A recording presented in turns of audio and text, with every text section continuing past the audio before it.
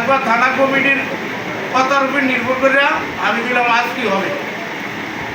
কারণ কালকা আমাদের নেতা শওকত ভাই একটা কথা বলছে যে আমাদের যারা যারা গেছে তারা শুনছে যে কালকা হইতে শোকের মাস শুরু হইল। এই শোকের মাস উপলক্ষে আপনারা জায়গায় জায়গায় কাঙ্গালিবোজ করবেন এবং সাংগঠনিক শক্তি করবেন, সাংগঠনিক শক্তি করবেন। আমি যে কথাটা বললাম যে আমরা সিনিয়র, দেশের যেই অবস্থা কারণ ভালো করতে গিয়ে খারাপ হয়।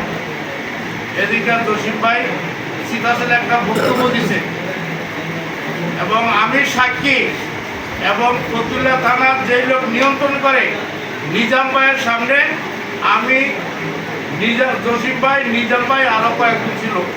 সেইখানে জসিম ভাইয়ের একজনের প্রশ্ন করছে, এই রাত্রে তোমরা এখানে ছিল না? কেমন করে জানি কয় এর রাতে কয় এই পুরস্কার 5 টাকা কয় ছিলাম, খাইতে গেছিলাম। এই রাত দুটার তুমি কি করছো? টাকা পয়সার কথা বলতে উঠছে কইছে, কিন্তু সেইটা নিয়ে আজকে কুতুবপুরে কি বিভ্রান্তি সৃষ্টি হয়েছে। কিন্তু আমার কথা হলো এই, আজকাল যে বিএনপি 16 বছর আওয়ামী লীগ ক্ষমতায়, এই প্রত্যেকটা নেতাকর্মী এই যদি আমি কথাটা বলি একজনও ছোট না, অনেকের অত পদ নাই, একজনও ছোট না, একজনের শক্তি কম নাই, একজনের শক্তি কম নাই। খালি আমাদের দিকে চায়া আমরা চাই রয়েছি উপরের দিকে, ওরা চাই রয়েছে আমাদের দিকে। আজকাল বিএনপি কাঁধে কাঁধ মিলাইয়া একসাথে আমরা বসি, ব্যবসা করি, সব কিছু কইরা আজকাল গুলি করে। কাল্লাবদ্বীপ আমি থানা কমিটির মিটিং আমি বক্তব্য রাখছি, আমি চাইছিলাম না বক্তব্য রাখতে, আমি বলছি যে বক্তব্য রাখতে।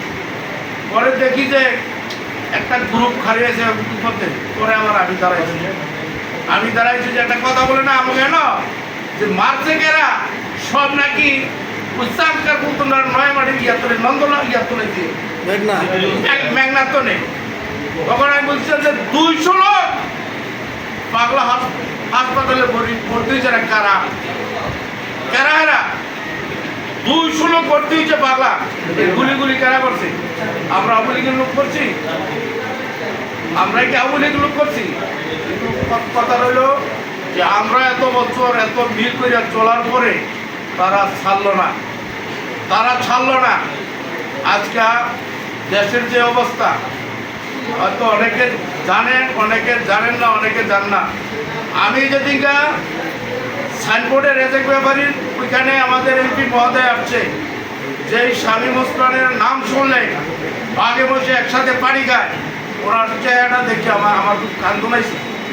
আমার খুব কান্দন হয়েছে। উনি বক্তব্য দিতে পারে নাই, গেছেন অনেকে, সে বক্তব্য দিতে পারে নাই। শামীম ওসমান যে এত মর্মান্তিক হয়ে গেছে, সে এত কি করলো, আর যত অঘটনগুলি ঘটেছে সব আমার কুতুবপুরে। এই অনেক হয়তো জানেন বা জানেন না, এই যে নম্বর যেটা বলে এইটাও কুতুবপুরে, কুতুবপুরে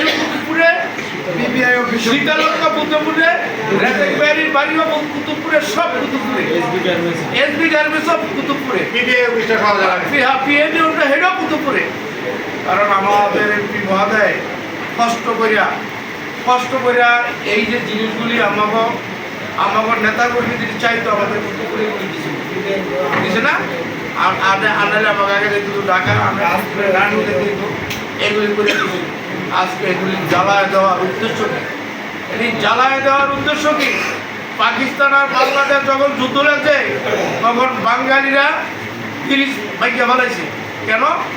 ওদের গাড়ি আছে, ব্রিজটা পার হয়ে যায় কিনা ভাই। ঠিক আজকে কোথায় কার লাগে যুদ্ধ লাগছে? এই শেখ হাসিনা এত কষ্ট করে, বিশেষ করে এই দেশে এইখানে যারা আছে, এইখানে যারা বরিশাল আর ফরিদপুরের লোক আছেন, অন্য দেশের মাইসির আমি তেমন কথা কম না, বরিশাল আর ফরিদপুরের লোক আছেন, আজকে পদ্মা ব্রিজ হওয়ার কারণে আপনারা সকালে গাড়ি দুইটা দুপুরে গিয়ে ভাত খান, আবার ভাত খায় রোয়ানা দেন, মাগরিবের আগে বাসায় পড়েন। এই ব্রিজ ধ্বংস করতে চায় এই ব্রিজ ধ্বংস করতে চায়, এই মেট্রো ট্রেন ধ্বংস করছে, এই হানি ফ্লাইওভার কাউন্টারগুলি আগুন জ্বালায় দিচ্ছে। এগুলি কোনো মানুষের কাজ? এগুলো কোনো ভালো মানুষ করে? কারণ ওরা জানে যে শেখ হাসিনারে না মারতে পারলে এই এলাকার উন্নয়ন থামবে না। শেখ হাসিনা যতদিন বাচ্চা থাকবে ততদিন আওয়ামী লীগের ক্ষমতায় থাকবে। তাই আমি সব নেতাকর্মী আমি অনুরোধ করব যে ভাই, কালটা কেন লগে কি হয়েছে এগুলি বুঝা যাক। দেশের স্বার্থে আমি সবাইকে অনুরোধ করব, আসেন আমরা সবাই কাঁধে কাঁধ মিলে দেশকে বাঁচাই। কারণ আমার জসিম ভাই, রিপুর ভাই, লাভ ভাই, আর অনেকেই আছে, আমার তো বয়স হয়ে গেছে।